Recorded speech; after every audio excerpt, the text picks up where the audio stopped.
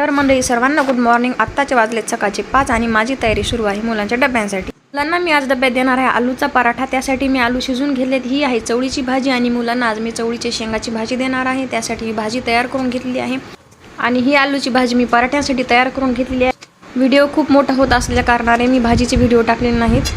चवळीच्या शेंगांची भाजी आणि पराठ्यांसाठी लागणारी आलूची भाजी, ह्या दोन्ही भाज्यांचा व्हिडिओ मी माझ्या चॅनलला अपलोड केलेला आहे, तो तुम्ही पाहू शकता। आणि हे माझे पराठे बनवून तयार आहेत।